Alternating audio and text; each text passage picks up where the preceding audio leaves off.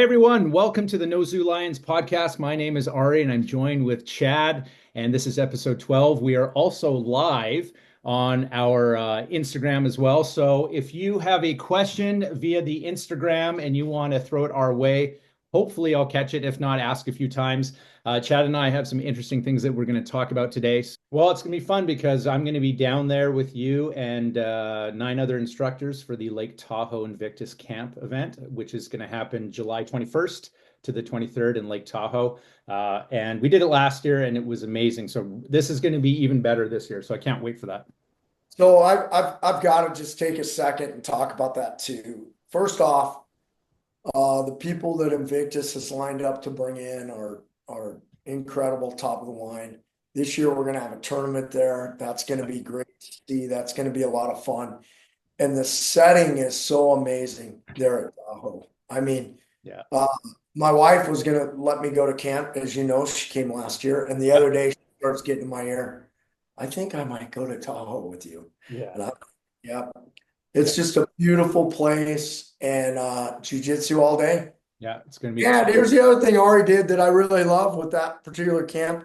is he really looked at the reviews that folks who attended gave feedback, and yeah. he's applied that in the planning stages of this year's camp. So this should be the best one yet.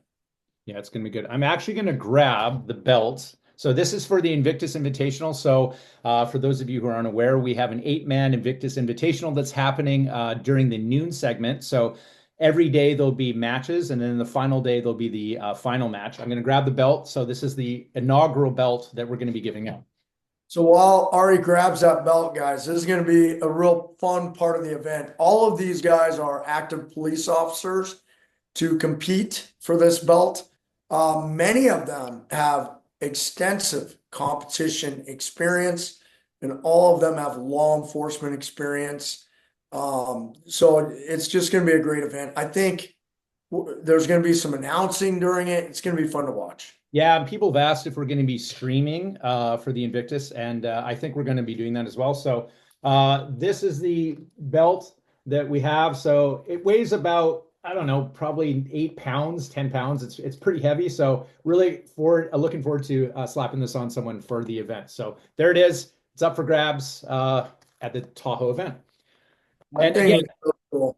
yeah, and again, if you're just tuning in through the Invictus or through the No Zoo Lines Instagram, if you guys have a question for us, you can just throw it in the comments, and hopefully I will see them. So, Chad, today we're going to be talking about a couple of topics, and the first one we're going to tackle is: can you coach and not actively train or have trained?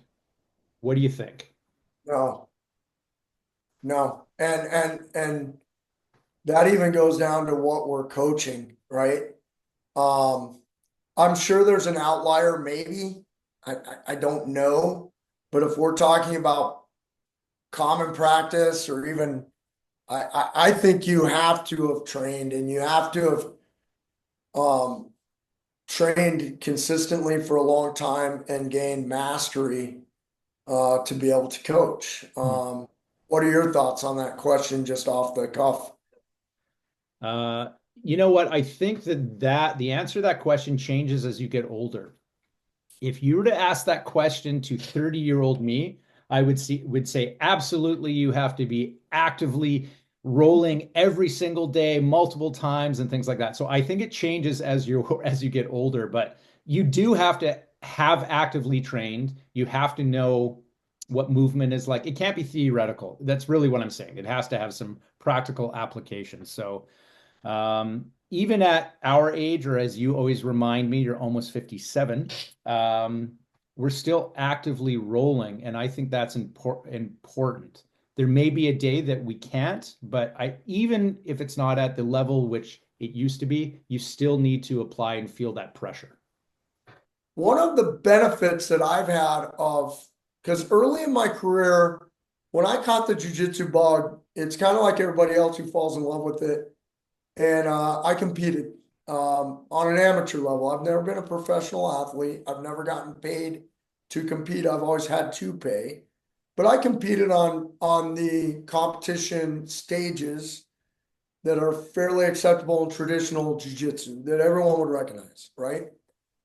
As I have gotten older and I've had to be more precise and I've had to learn and be more intentional about being fundamentally sound as I've gotten older, that's made me a lot better coach.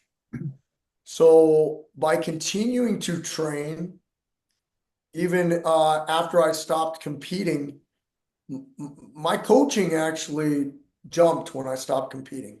Mm-hmm. Some of that's that I'm focused probably more on other people. I'm not so focused on me anymore. But a lot of it was, okay, I know I hit this takedown all the time, but why does it work? Why am I getting it? How am I setting it up? When do I miss it? Those kind of things. Mm. Uh, so by continuing to train, I've actually become more technical and more fundamentally sound and more focused on fundamentals as I've gotten older. Yeah. Yeah, I agree with that. I was actually going to say that. I've become more technical. It's funny that you mentioned that. So that's literally what came to my mind. Yeah, and by technical, a better understanding of why it's working or why it is not working. To pass that knowledge to a student, you I I don't think I would have been able to do that by just training, competing for a little while, and then okay, well now I'm just going to show up and practice and coach. I'm not going to roll. I'm not going to go to anybody else's class. I'm only going to show up when I'm coaching, and I'm just going to lead the room. I believe it would be very hard to grow both as a coach, and I think it'd be hard to evolve with generally figuring out how to do stuff fundamentally better. Yeah. You were not actually doing it. Yeah, I agree. I oh, go ahead. So the reason that I guess we bring this up because we know that there are okay, well, let's just be really honest. There are people out there that are coaching that absolutely haven't been active on the mat. So it's all theoretical. And so when questions come to them, I think we're doing a disservice to the student and to law enforcement if they're like, "Hey, how do you defend against this?" And they've never been there and they haven't broken it down and they haven't pressure tested it. And I think that's dangerous for our profession if that happens. And are you speaking of within the industry of law enforcement and combatives and like a DT instructor who goes to a DTI school, which is typically anywhere from 40 to 80 to 100 hours if it's a good one, Yep. and then they're christened? I couldn't agree more. I couldn't agree more. So Like I'm talking about that. It also happens in just in sport or in self-defense and stuff like that. But I'm just talking about our profession because that's kind of what the No Zoo Lines podcast is about. And the other thing too is they get christened and then they will not jump on the mat with people. So if you're like, "Hey, coach, do you want to roll?" It's always a no because they know that they've never been there. And those are some deep waters. So you can imagine the stress of a DT instructor and a blue belt is like, "Hey, can we just play around?" And then you get shown up in front of the class. They don't want to have that against them and they don't want everyone to see that weakness. one of the attributes that you see in younger, or still active competitive guys, and an attribute that I might look for as a coach is humility in my athlete, and not humility like I don't have self-confidence. And we'll talk about confidence as we go on. But humility from the definition of humility means I don't think of myself. I don't think that when I think of myself, I don't think I'm incapable, but I just don't think of myself a lot. I think of my teammates, the guys around me. I'm a humble person. I'm coachable. Mhm. Um, it's not that I don't think of myself. It's not that I think less of myself. It's that I think of myself less. Right. That's the humble athlete I'm looking for. He doesn't think less of himself or herself. They just think of themselves less. And that's that teachable component. Those people who are taking their talents, and we've talked about this before in a prior podcast, doing the Yeah. there's no talent stuff. They think of themselves less. Those are the great athletes, right? Sometimes I feel like if you have a DTI christening, that guy has almost been given, or gal, this title that um, they haven't earned, and not earned with victories over other people, but earned through a personal journey and experience and ongoing experience. So now we go to your comment about a blue belt or a purple belt. Yeah. As a coach, I'm a third degree black belt. Well, if you throw a young, and by young I mean mid-20s to late 30s, competitive purple belt at me, I'm gonna have a hard time. It's gonna be, if he's from a good team, he's well coached. If Yeah. he is, does, takes no talent stuff, if he's a humble guy or gal, um, it's gonna be tough. They're gonna present some challenges to me, right? Yeah. Um, because I'm fundamentally sound, because I'm still rolling, usually they have a hard time finishing me, but I'm gonna have a hard time just sweeping them or just wrestling up or Yeah. something.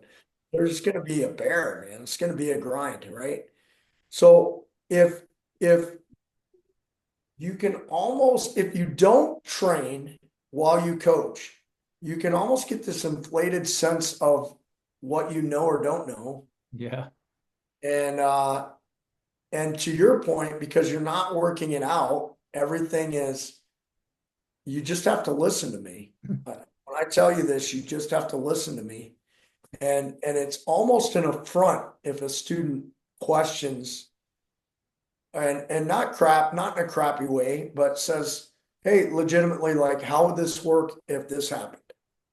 Well, the answer might be it wouldn't. If you're humble and you're always training, you'd say, no, that's a great counter to what we're doing right now. Now, Yeah. there's a counter to that, and we'll work that another day, but we're going to work this right now, knowing that it could get countered. If it gets countered, I might make space and break away, Right. whatever. Um, because we train, the answer isn't, well, if it doesn't work, you did it wrong, or you did, you missed the fifth step of the 6 step series, or because once you train, you figure out I don't have any 6 step anything. Step 1, step 2, step 3, step 4, step 5, step 6. Mm-hmm. No, that's not going to work because I'm constantly fighting. So I think it's super necessary you train. Also, I even think, Ari, it extends to you train and have attempted to execute in at least live goes in training, to your point. And when we talk about train, we're not talking about leading a step-by-step class or leading a warm-up pace engagement. We're talking about shaking hands and training. Like, Yeah. I am going to take Ari down, or Ari is going to take me down. When we get to the ground, I will submit Ari, or Ari will submit me. And if Ari submits me, I'm going to learn. So I'm not going to be offended at Ari, but that's training. Drilling, skill building would be, I'm going to do either a game if you're using the ecological approach, or I'm going to use a specific technique if you're using a blended approach, or both. And we're going to take turns. We're going to have a designated winner because we're skill building and drilling. And I'm going to learn how to get in on Ari's hips and get my hands connected and lift, or get my hips under Ari and move him or whatever. And then you're going to get the opportunity to do the same thing. That drilling and skill building is cool. Step by step stuff is okay to show me a technique, how to be technical. Yeah. But if I don't have the, hey, we're going to shake hands and work, I just don't think you can take the drilling and skill building and then make it a part of a live struggle or fight. So I think it's necessary. Which is going to lead me to a new question, because you just brought something up. I understand that you're saying that obviously live training will help me understand things, etc. This is specifically for you as the head instructor and coach of C4C PJJ. How do you develop police jiu-jitsu techniques? Okay, the evolution of police jiu-jitsu, the evolution of any system, wrestling, boxing, MMA, traditional jiu-jitsu, police jiu-jitsu. Evolution is gained by first looking at what does a fight require that you're training for? So I think that's a great question. Um, Once I determine that and I look through that lens, then I start looking for things that I could do. So an example of this is a law enforcement perspective of combatives is basically we are going to have to go traditionally, typically, normally, our baseline has to be us standing and our bad guys standing in some manner or fashion. They initiate attack against us and we defend that into some kind of control to a takedown, to control on the ground, to cuffing. Or we know we're going to put them into custody. They're resisting by simply not following directions. And we're going to do a coordinated effort where we take it to them. We grab them, we control them, we take them down, we put them into custody. Yeah. There is variation from that you can train for. But now how do we evolve and make things sharper within the framework of what we're doing? And the way you do that is you become fundamentally sound with the basics or the fundamentals or the principles first. Mm-hmm. So I've got to be able to consistently do all the fundamental things correct. And then we begin to understand how and why those work, how and why they don't work. And that comes through consistent drilling and consistent skill building. So we have a thing we want to do, whether that's punch defense, takedowns, takedown defense, team takedowns. We look at how and why we do team takedowns. What would each person be doing? What would the roles be doing? How would we attack the person to take them to the ground and then control them? And we look at ways to do that. And we drill those, we skill build those. If you don't like drill, we create games with goals and outcomes. And they have constraints. We create constraint-led task games to do these things. That's another way. And through that process, eventually, then we just say, okay, we're going to integrate all this. And the integration is sparring or scenario work. When you're asking how to evolve or develop, we know what we have to do on a regular basis. We know how we currently do it. Then we spar, we do scenarios where we try to do that thing against a resistant person who will not cooperate.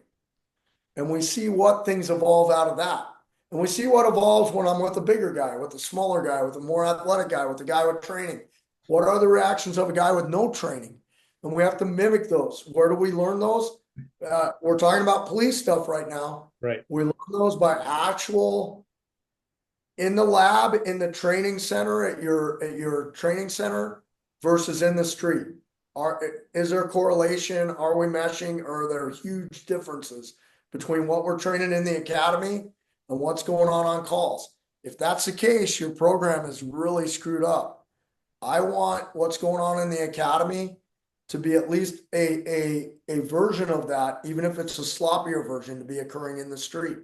If it's not, we got to fix what we're doing in the academy and in practice till it mimics what happens in the road.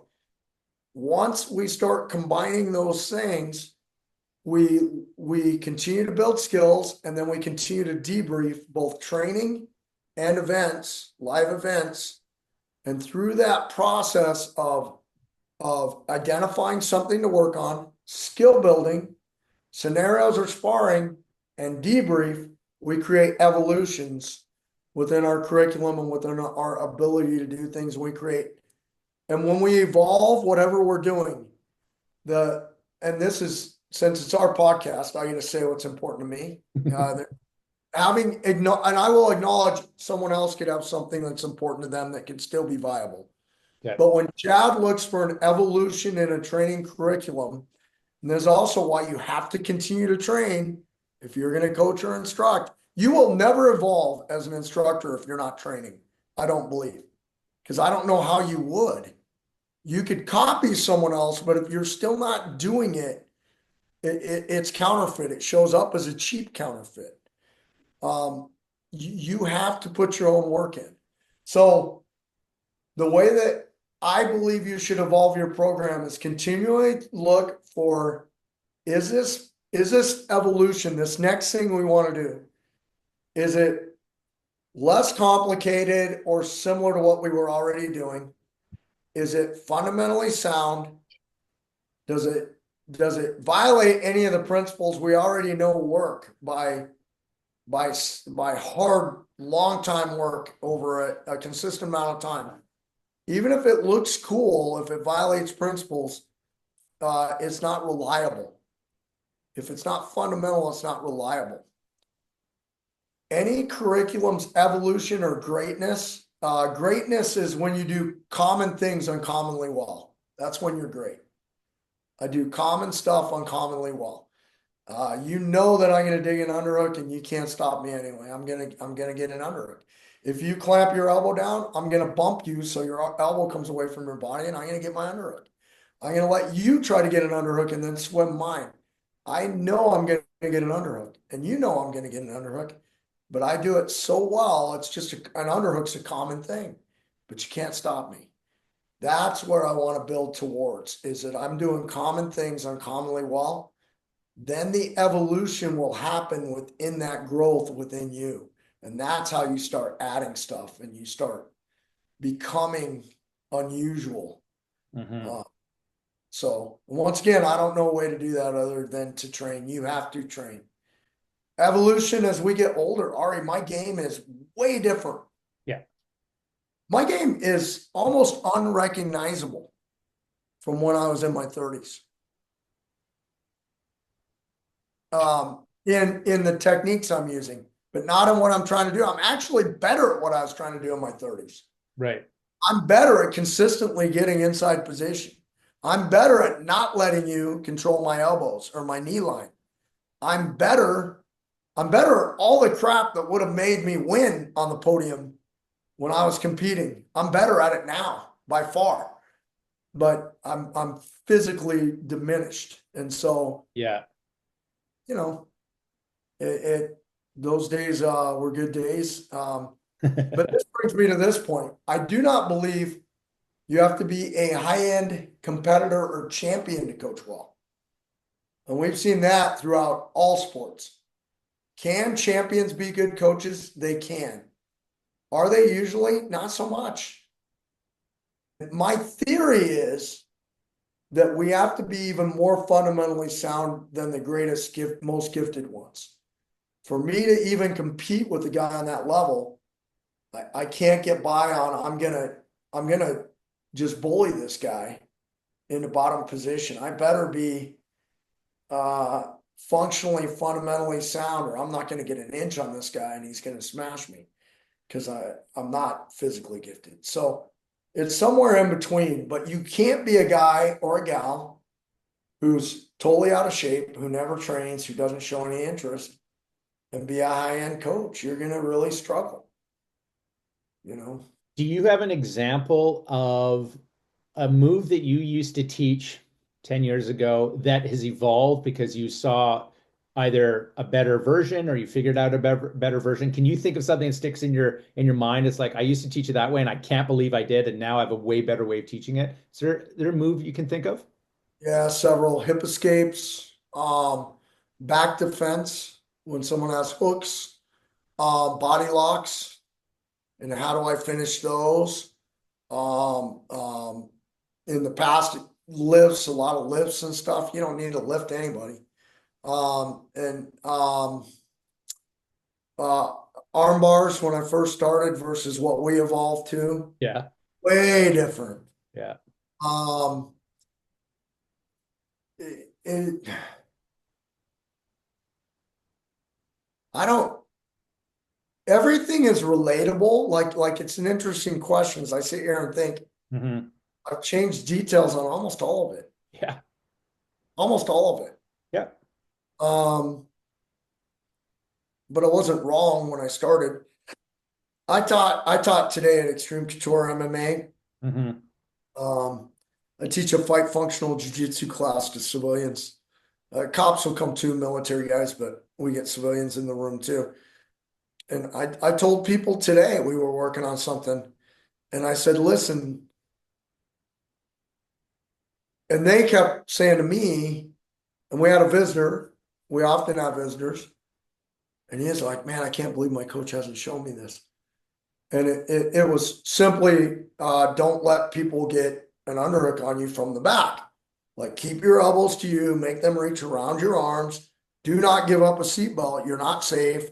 If someone has their hooks in, don't clear a hook and start escaping while they have an underhook. Or you're gonna go from back mount to mount bottom, Yeah. or you're gonna get finished. You just leave their feet there and work on getting your elbow back inside and now hand fight and now work your way out. Once your elbows are both inside, escape back mount. Yeah. Escape it then. Don't escape it first. And the kid goes, man, I can't believe my coach isn't teaching me this. And I said, well, first off, your coach isn't wrong. There's more than one way to escape this. You can successfully escape when they have an underhook. And by the way, it's not bad to train that because maybe you can't get rid of their underhook.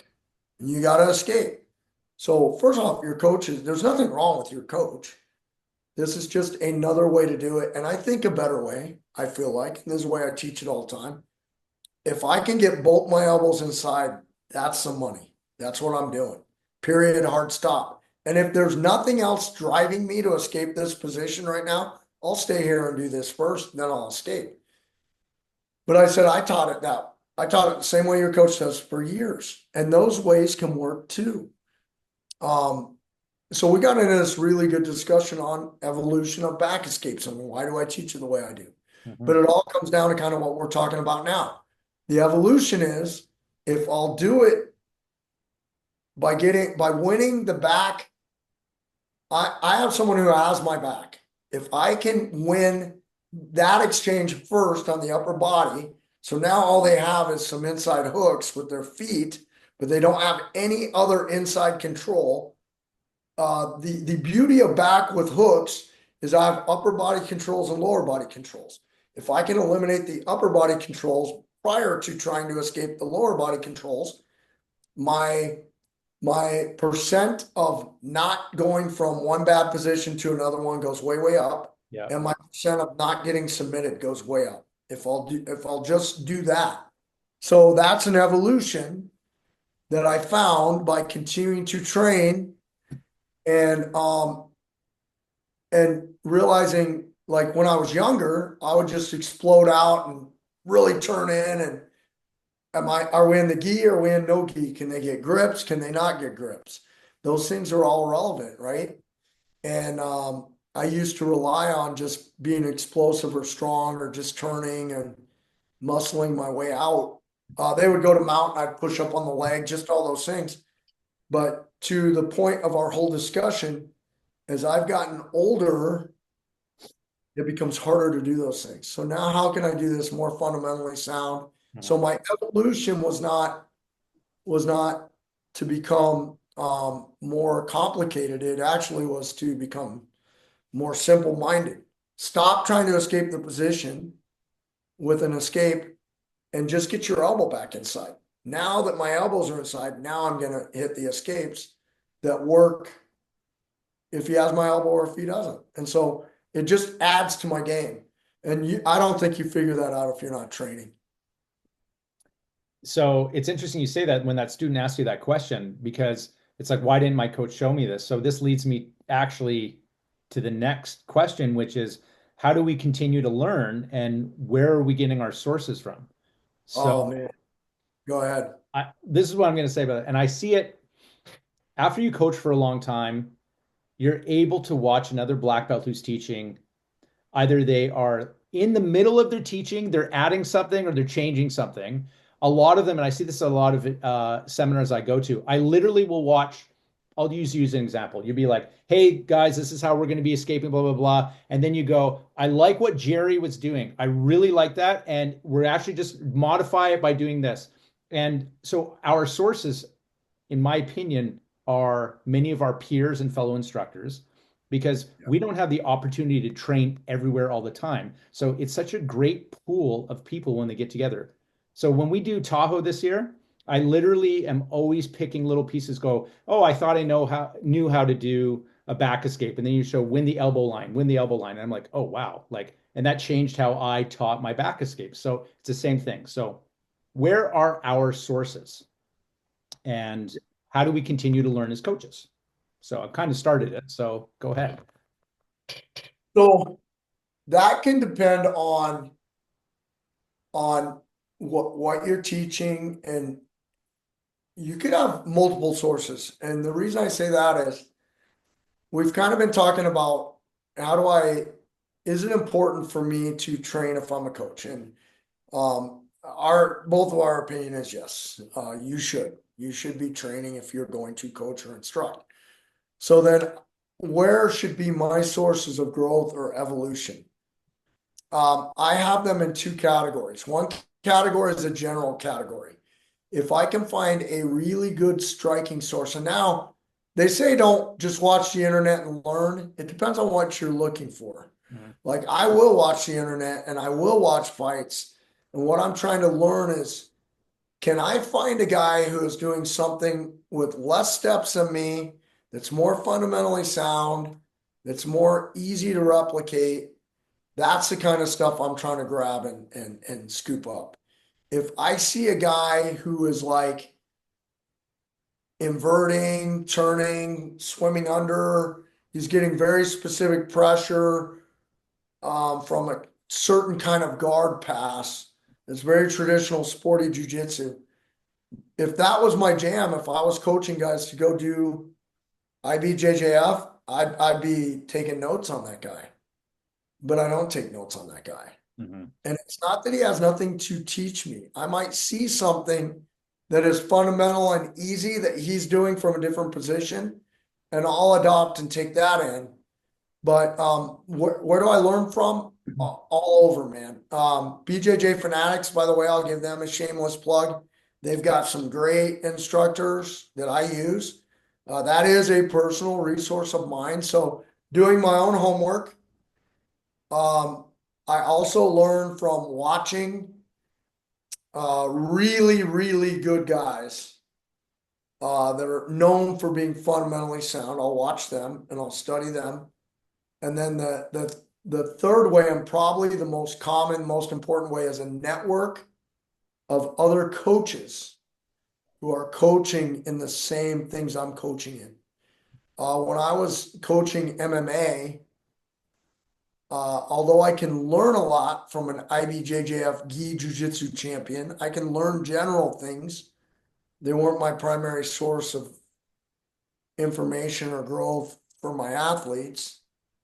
A guy who is just nails deep on his collar chokes, I, not really a source for me. So it kind of depends on what we're doing on where our growth is, but I try to make sure that I'm going to classes other than mine every week if I can. Once a week, I try to go to a class and just be a student. That sometimes does not get met just through time and family commitments. And because I'm coaching anywhere from 2 to 4 times a week, every week, I'll try to work in a 6 a.m. class, and it means foregoing some sleep to get up and drive down to the gym early in the morning and just be a student and watch another guy coach, watch how he sets up different things. That is, I try to take that in, and I'll also do that online, and I will also do that through instructionals. I'll do that. I'll talk with my buddies that I have a network with about, hey, how are you doing this? How are you doing that? A lot of it is when we all get together and we train and you see someone teach. Nick Gilardi's body lock game, Kyle McCutcheon's turtle breakdown game, Jason Rep's turtle breakdown game is different than Kyle's, but has some incredible details to it that I copy and teach. Mike Bland's way he works to a wall and then gets up off the wall is amazing. Yeah. All those things are, so it's constantly being open. And here's the other way that I learn. I say to myself routinely, and I will say it out loud when I'm coaching. I'm trying to teach you the fundamentally most sound, easiest, best way to do this, but I'm convinced I don't know what that is. And I'll say it out loud all the time. So I have a goal that I'm working towards. How fundamentally sound can we be, and how simple can we make whatever it is we're doing, and how consistent can we make it? And I'll literally follow it up with, I'm pretty sure I don't know it yet. I mean, this is the best I can give you today. Mm. I'm seeking the most fundamentally sound, most reliable, easiest, most principled way based way to do anything. If something has 6 steps, that might just be what it is. It has 6 steps. Well, I'm going to see if we can make it 4. Is there a way I could do this and it doesn't have 6 steps? Are we creating a step here? Are we emphasizing something that's not fundamental? That what if I didn't get my grip right at the knee and I got it 4 inches above the knee? Oh, it doesn't work. 4 inches below the knee. Oh, it works. Well, now I could say, hey, as long as you get a grip at the knee or just below, you're fine. It's always those things. That's how I'm trying to grow. One of the things I found is when you get older, so um, we don't all have the advantage of having our coaches around still. Like the ones that we learned under, or you've moved away, started families, they've passed, whatever has happened. So we don't all have that. So I think many people are blessed if they're still able to train in the same place that they were with the same instructor on a day in day basis. That is not common anymore. So when you're a coach, the opportunities of getting together with your fellow teachers really is advantageous, and I really enjoy it, and that's kind of where I get a lot of my stuff from. Also, I think the job of a coach is to set your fundamentals, and then eventually you get to a point where you go, my child, it's time to go out into the world and learn new stuff because I don't know everything. Yeah, yeah. Because it's sad that there's 2 parts of what you just said. One thing is it's not as common anymore for someone to come up under one person and Yeah, just have that one coach. Depending on who that one coach is, though, that could be limiting. of course. And so if that coach is open and always trying to improve, and they generally know what's going to work. Listen, it's a fine line. So one thing, if I only train under one guy, I might not be exposed to more. If I get exposed to everybody, maybe I don't have a real defined way to grow. And Right. so too much of either is probably bad. There's nothing wrong with training with one guy or under one system, and then just being open that there's a lot out there. We've never had more ability to get more information than we have right now, and that's also super dangerous. Do you know who sends me the crazy videos from the internet? It's always my white and blue belts. Coach, look at this leaping, jumping, da da da. You know who sends me none of those stupid videos? You Yeah. or somebody like you who's done it for a long, long time. But my young guys will see some, almost choreographed double roll into this and that, and I'll look at it and go, it's super cool choreography, and that'd look amazing in a movie. Hmm. You'd never do that in a fight. Hmm. And so it you get enough exposure out there that you start realizing what works, what doesn't work over time. Sometimes I will see and it's not that uncommon. You know what's interesting is I'll post a video. Uh, People who follow me are generally respectful to me and they're pretty nice to me. And there's not a lot of negative comments. Someone will repost it though, Yeah. and then people will start coming out of the woodwork, right? Hmm. Recently posted a video on, oh, and you, even on my videos, I'll get questions like on a wrist weave. Locked in wrist weave. I'm dominating the guy, moving him around. So on the other hand, he's going to punch you in the face. You're literally exposing yourself that you do not understand how to punch someone in the face. I'm at a dominant angle. I'm almost behind that arm in a wrist weave. You're gonna have a really hard time punching me. That doesn't mean I discount it. It could happen, but I'm not very worried about it. Yeah. And some things are gonna happen to you if you try to punch me in the face, and it's gonna be unpleasant for you and not good. Um, a better thing off a wrist weave might be a backwards elbow, possibly. That certainly there's always a counter, and I could get hit. But people will comment on on the wrist weave. As soon as someone made a negative comment, the negative comments started coming in by the naysayers. Like someone was brave enough to say it, now everyone's going to say something. Mhm. And just out of curiosity, I'll often try to click on these guys. They almost never use their real names, and they have private profiles, and or if they have a profile that I naturally see pictures and videos, it is never a dude showing anything like what we're showing. And maybe he's doing some crazy stand up and he's in some goofy uniform or whatever. It's never a guy like us that is making this comment. And I already know that because, and I particularly love the ones that say, this guy shouldn't teach cops. He clearly doesn't know what cops do. And he clearly knows nothing about police work. And it's the irony of that. Like, say you have no idea who I am without saying, I have no idea who you are. Like, that can't be a critique of me. That cannot be. Correct. You could say, I don't know if that's the best thing to teach a police officer. But when you follow up with, I hate it when these jiu-jitsu guys teach cops. This guy obviously doesn't know what cops do. It's like, and then I look you up and it's like, your profile is, I hunt the evil you pretend doesn't exist. And your shirt says UFC and your body says KFC, and none of the pictures are you training, and you work for some small town department in the U.S. And I'm not. I love you that you're a law enforcement officer, but you have no idea what you're talking about. And the confidence that I have in what we're putting out there is not confidence that it'll always work or that it won't fail, Mhm. but the confidence that I have is been created by a body of work, a portfolio or body of work that is amassed that is so large you can't deny it exists. And I've done it consistently over time for a long time. And that's what training while you're coaching gives you.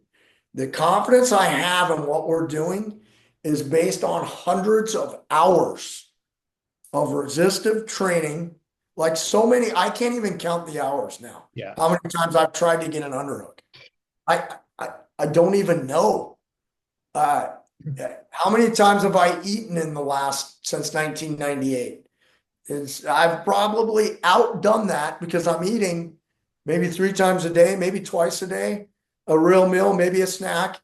I've tried to get more underhooks than I have eaten food since 1998. I'm pretty good at eating food. I'm pretty confident I can eat okay.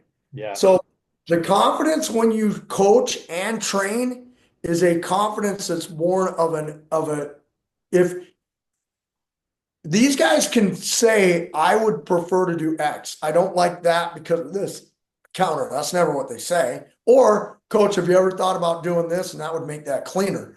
That would be an intelligent conversation.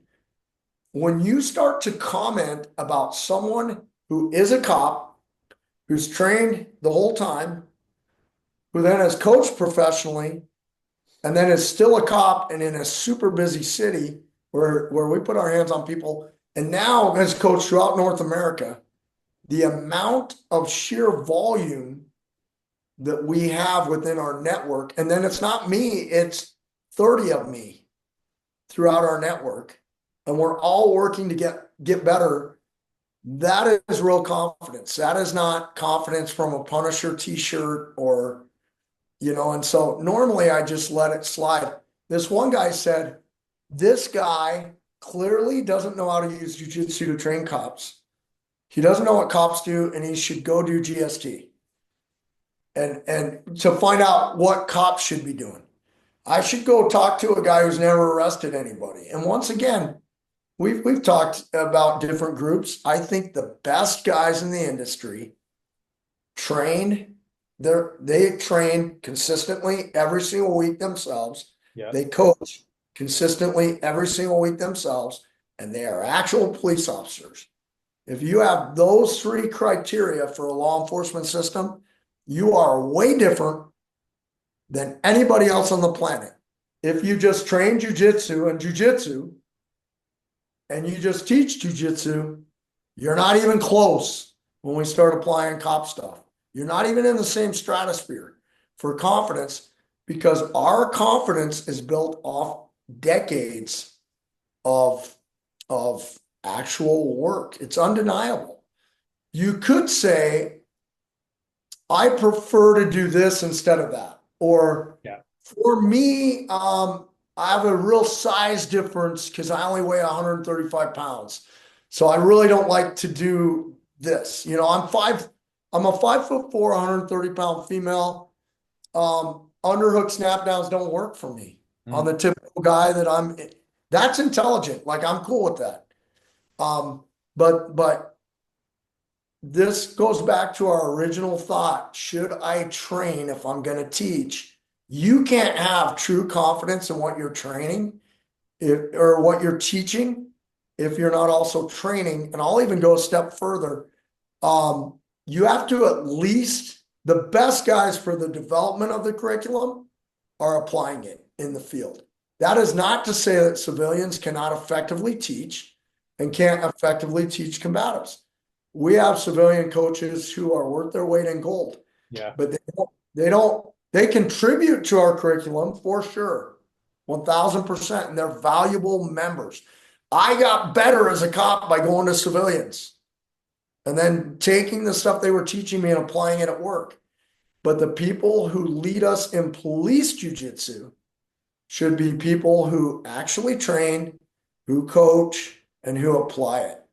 And those three things will set you apart. And for police jujitsu, that's there for Invictus. It's you and Jay are the founders of Invictus. Every coach you bring meets that criteria. You know, I'm going to go back to the wrist weave thing, and you already touched on it a bit. It actually is fascinating to me. So the guy was mentioning like he's obviously doesn't know how this works or would never do it. And you're again, you said you're one of 30. I can think of literally probably 30 high level active police officers that teach the wrist weave in independent companies to thousands of individuals that have Yeah. been applying this in the field, and it is working. So Yeah. I I'm having a real tough time, especially with that comment of that guy, because then he would have to poo-poo everyone else saying, well, no, the technique doesn't work across the board. And And all here, these instructors are teaching this wrong. And they're just lucky in the field that it's happened, that they could do it 1,000 times and it's still working. Like it's weird. it is totally weird. And there is nothing that I show that I haven't done in resistive practice against resistive opponents or in the field successfully. There's nothing. I don't watch a video and then show anything. I Mhm. might watch a video and then toy with it or play with it, or it might be a video about something I currently do. And Right. it might have a detail that I don't currently teach. I'll adopt that, but I don't adopt anything new that I have not gained a confidence from repeated, consistent application over time with a consistent result. Not the same result, not a total result, because that doesn't exist, but a consistently good result. And when it fails, figure out why is it failing and what's going to happen when it fails. You're exactly right. Another guy under that guy's comment, because once they start, Yeah. that's where the game's seen. He goes, you should never do this alone. Well, we have most police departments have guys that are in one-man cars, number one. So if I go to a DV in most jurisdictions, you're going to get two cops. So one's with the Vic, one's with the suspect. I may need to walk the suspect away because he's trying to intimidate the victim, and I might have to grab this alone and move him.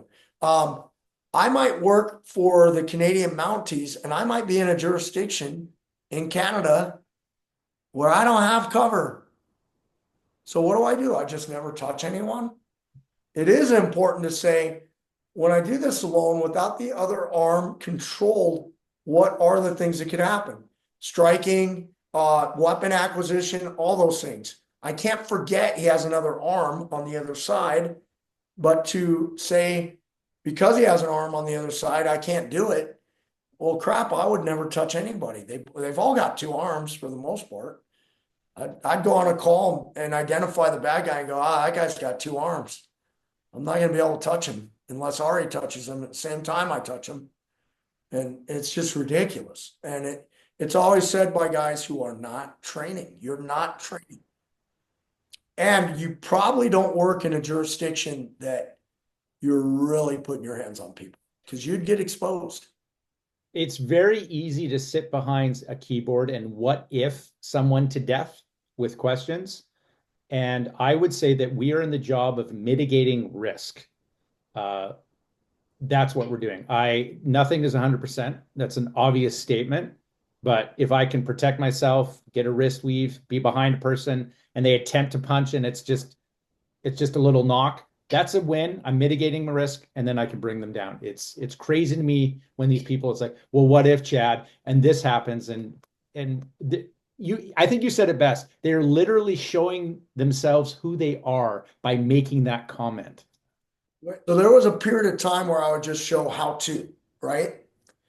And then someone would go, oh yeah, show me that full speed, or show me that when he resists. And it's like, literally, you're telling me you don't go to class ever because we are videoing the part where I'm teaching the thing we're going to do. I'm not videoing the drilling and I'm not videoing the sparring. This is a teaching component. Every single class has a time when we're like, okay, you're here, you're here. Okay, the arm comes here. Now we're going to, that happens in every class. Like, you are literally explaining to the world who you are. You are a person who never trains, who watches training video and then comments on it. An intelligent comment would be, Coach, can you show that in a drill? How would I take that teaching segment and make it alive? Coach, can you show me that when the guy resists? Mm-hmm. That's an intelligent comment. But to say, look at this guy. He thinks he'll be able to do this. What's going to happen when they resist? You're literally watching me teach, goofball. Like, if you are having that comment, you are screaming to the world. Now, there's only, what percentage of cops, we had this question the other day, me and a buddy. When I started trying to start this, I was already trying to share PJJ stuff. At that time, I just called it C4C, Code 4 Concepts. We added the PJJ to just embrace that ground has got to be a heavy part of it. But anyway, when I first started bringing it back to my department, it was 99. There was no one doing it, right? Then it was just my squad. By 04, I was at, no, by 06, 04, I moved departments. Before I left my old department, I was helping teach DTs on a station level at my old department. I started a new department in 04. Go through the academy again, have field training, have probation. Come off probation in 06, I go to DTI school for Vegas. And I become a DTI in Las Vegas. In 06, I opened my own company formally in 06, and I start teaching. We were doing a lot of military training, a lot of security training, and then some departments. But it was still hard to get a department to even sign off on a Jiu Jitsu class for cops. It was extremely hard. No one wanted to spend money. It was very hard to teach it within our profession. So now we fast forward to today, and we have so many more guys training. We're going to have cops in Invictus at this camp we're talking about. We can reasonably get 20 to 50 people in a room for certification classes on a pretty regular basis now. That would have never happened back then. I would get two people back then. I would it would I lost money for so many years and made Yeah. no progress. But now we've made some progress. But still, even with the progress, what do you think the percentage of cops who train are? Nation industry wide, 2%. Am I Mhm. being too generous? I mean, think of all the cops. Mhm. Let's just do North America. Yeah. Do all the cops in America and Canada. Like, what's the percentage of cops who train consistently every single week out of 100%? Is it maybe two? I don't know. What? It is because I've done the stats and I've done the Oh, thank you. Well, tell me, what yes, is it? it's ranging now between 2 and 3%. Within the last, I think it's 10 years, it's gone up from under 1%. So that's a massive increase. Still very, very small, but that's what we're looking at. We're looking nationwide that 3% of the officers are training. Okay, so 3%. And out of the general population of North America, it's way lower than that, Yeah. probably. I don't know. Wouldn't you think? I'm I haven't just done the guessing. stats, but yeah. I'm just guessing. I mean, exposure to it, the exposure rate for both law enforcement and civilians is off the charts. Yes. And I mean exposure. I've seen a UFC, I've seen a jiu-jitsu match, I've seen, I believe eventually on ESPN we're gonna have jiu-jitsu. Yeah. So, eventually. I've seen combat jiu-jitsu, whatever, you know. Um, that stuff. So So even though we've come a long way, we don't have enough still, right? We don't have enough training, but we have more than ever. So it's always interesting to me when I get these random comments from guys who are probably doing neither. They're not cops and they're not even training jujitsu. A lot of times it'll be a Krav guy or it'll be a Tang Sudo master who wants to comment on how my grappling wouldn't work in a fight. Mhm. It's just like I if I have time and I want to engage them for fun, I will engage them just to have a good time and amuse myself. But I rarely have time because I'm so busy. Yeah. Most of the time, literally what I feel is nothing. I don't even if you ever see me go back and forth with someone online, it's because I want to have fun. I literally am not compelled because our confidence comes from an undeniable portfolio of work amassed consistently over a long period of time. So like it, you're just like screaming with capital letters. I don't know what I'm talking about. Yeah. You say things like that. Now, if you said, Chad, it's interesting the way you're finishing that wrist weave takedown. I wonder if there's a better way to off balance him, or I wonder if that would enhance the take. Now we're having a conversation. Yeah. But if you just watch a wrist weave online and Mhm. tell me it won't work, Yeah. like I don't even know. I just don't have time for you. I just want to move on because you're just you literally have. I don't even have there's not enough wood to build the bridge Yeah. that it would take for me to help you understand what you don't know by your crazy comments. So that would lead me into a very important question. And this is perfect. This is leading into the line share portion of the podcast. Awesome. You have a guy who's on his computer and looks at you, Chad, and says, that will never work, right? He has the protection of being wherever he is. Now, let's change this. Let's say that you are a guest at a gym and you're sitting on the mat with someone else, and then you go, hey, show me that with resistance. There's a couple things that probably will occur by you opening your mouth and saying that. One, we're going to talk about the etiquette about visiting a gym in a moment, but I don't think that would occur. Likely, what would happen is the coach would say, come here. And then there would be a real moment, I think. And then there's a teachable moment in there. That's what would happen. But most people don't do that when live, right? Most people are trying to be respectful. It's crazy to me how what the screen does to people. And It, I think you're also correct, Chad, that the majority of jiu-jitsu people are not making those comments because they understand what's going on. So that aside, what are the basically expectations when you visit another gym? Like how do you train when you're visiting there? What advice would you give to like white belts and blue belts that are coming out of their comfort zone, their own home gym, and going somewhere else? What are some of the top ones you can think of? first off, like, don't be offended if they have a drop-in fee or something. Don't have an expectation that you can train for free. However, they may or may not charge you a drop-in fee. So number one is, you might pay a drop-in fee. So what are you really paying for then? You're getting the opportunity to be committed to training, even though you're in another city or you're on vacation or you're taking a trip. You're staying true to stay on schedule, and you're being disciplined in your approach to training. So that's a positive.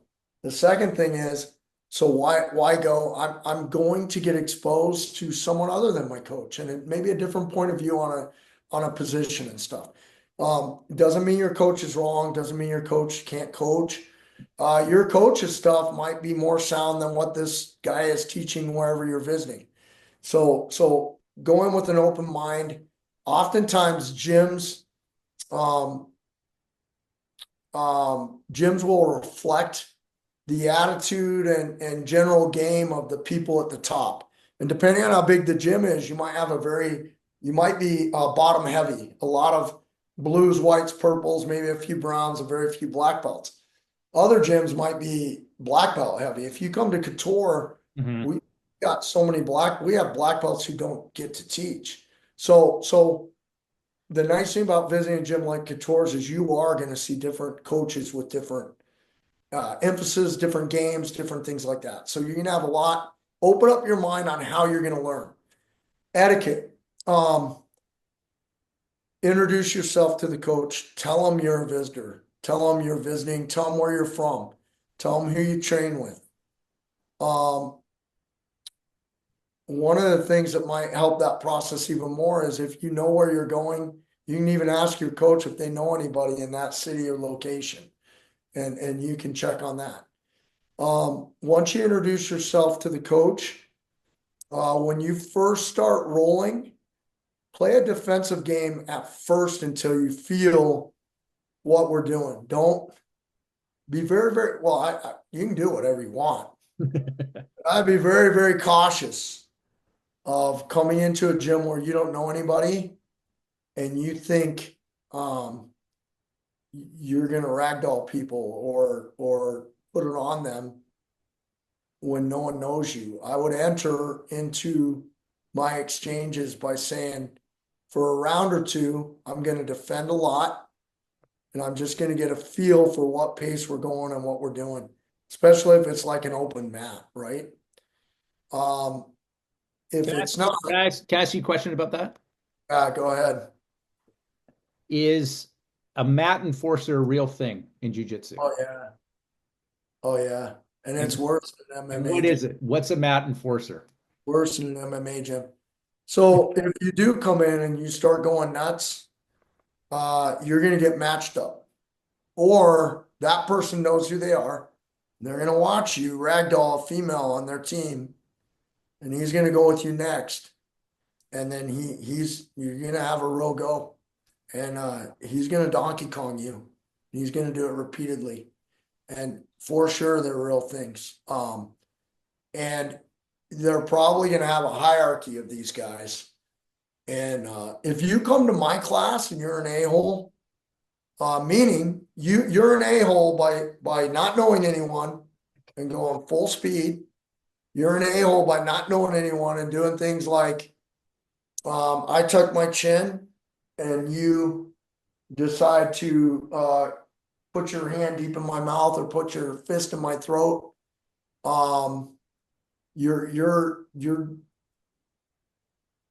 everyone knows when I am rolling and when I am competing. If you come into my gym and compete, at Couture's, it could be dangerous. I would dissuade, I would strongly encourage you not do that. Dangerous meaning just it's going to be really uncomfortable. You're not going to have a great experience. You're going to get thumped.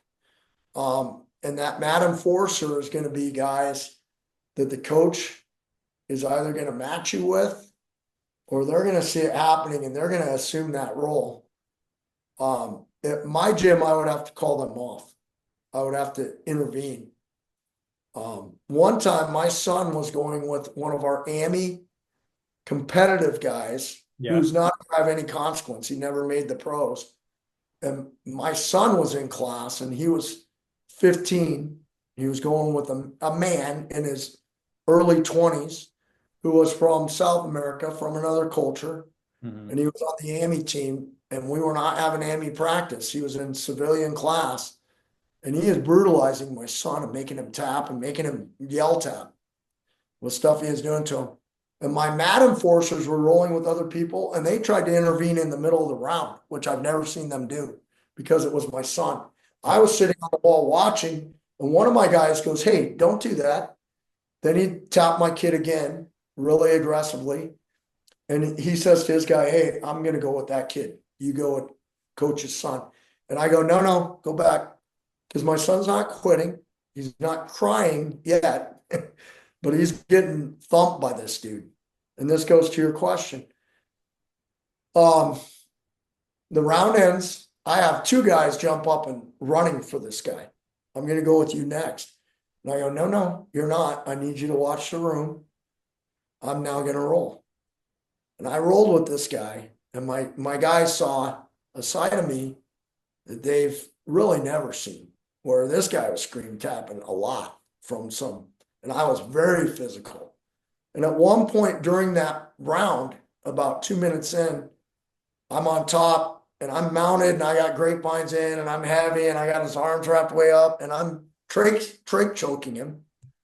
And I go, "Hey, do you like this?" And he goes, "No." And I go, "Neither do I. Don't let me ever see you do this to another student again. Let's just go back to normal rolling." Mhm. I said, "Would you like to just roll for real?" And he goes, "Yeah." And I could see in his eyes, he was like, "Holy crap, coach gonna kill me." Mhm. And then we just rolled. And then we finished. And then I said, "He's a civilian and you brutalized him. You save that crap for AMI class when the guy can fight back. You don't come to this class and do that to anyone." And he goes, "Well, I didn't know that was your son." And I said, "That doesn't matter. That's not the point." But because he acted in that manner, well, if you're new to a gym, you better not do that because you're going to get brutalized. And then we took the next round and talked because I was afraid of having him roll with the guy next. Mhm. And my guys saw me talking to him calmly. Mhm. Then everyone calmed down, and then he just had normal rolls. But I'm saving him because a mat enforcer is a real thing. Yeah. And what would have happened to him would have been potentially uh, just not good. Nobody would have learned. Yeah. Yeah. So you came up with 6 points about if you visit a new gym. So if you're white or blue belt and you're visiting somewhere else, this is Chad's advice. One, pay the mat fee. Don't expect to train for free. So that's the first one. Second, have an open mind when you go there. You're probably going to learn something new and something different because they're going to be training differently. Number three, um, you'll be seeing different coaches in different games. So again, you have to have an open mind and understand that there's going to be levels. Maybe the highest level in your gym is a brown belt, and then you get to a new gym and there's a dozen black belts sitting on the mat next to you. So you might have a different experience. Number four, etiquette. Introduce yourself to the coach and the front desk when you get there. Be polite because you're representing the gym that you're coming from. So be polite. Five, rolling. Chad says play defensive when you start. Don't go all out because if you end up being number six, an a-hole, you'll run into number seven, which is the mat enforcer. So you don't want to have that experience, right? We're all trying to learn. And obviously, if you're just there to get taps, as we know in Jiu Jitsu, there are levels to everything. Right? 100. Would that summarize it? That'd be good. And be careful of videotaping rounds at gyms that you don't belong to. Oh yeah. I'm cautious of that. Yeah. That'll make you for sure. Like, I have a story about that. So, yeah. I had someone surreptitiously record at my gym. I was a brown belt at the time, and he came in as a competitive practitioner, and I didn't realize that he was a plant from another gym. And they recorded my roll, and just to try to show this guy smashing me. So that is something that does happen, and I would say that that's a big no-no, because I didn't realize that it was an Abu Dhabi fight and the title was on the line, right? So context is everything. Yeah, we had a guy come once to Couture's and record it and then do breakdowns. And then we invited that person back. And he did not. Yeah, totally. Well, Chad, I appreciate it. That was a fun one. Awesome. Look forward to doing more and look forward to just sharing the stuff. You know, we've been doing this for a long time, Ari, and if we can just help guys in their journey and even if it's just add to it. And for those of you who listen to the Nosy Lions podcast, make sure feel free to hit Ari up on Nosy Lions on IG, hit us up on our personal pages, reach out to us. If you're a police officer out there who trains or who would like to train, your law enforcement related, specifically for the Nosy Lions podcast, or even some self-defense questions, Yeah. let us know. We'd love to tackle any kind of question or topic that you guys have out there. We've got multiple more we'll continue to bring, but don't be shy about interacting with us. Totally. We're both doing this because we want the connection and we want to see the growth within our own industry. So reach out to us, guys. And Chad and I will see you at Lake Tahoe. And I have a little surprise at Lake Tahoe. I've developed a new challenge coin for the No Zoo Lions podcast, which I will be bringing to Lake Tahoe. So that's going to be a good one. That's going to be fun. So remember, check out the No Zoo Lions website, which is nozoolions.com. And remember to lead, not follow. And we'll see you next time. Thanks, brother.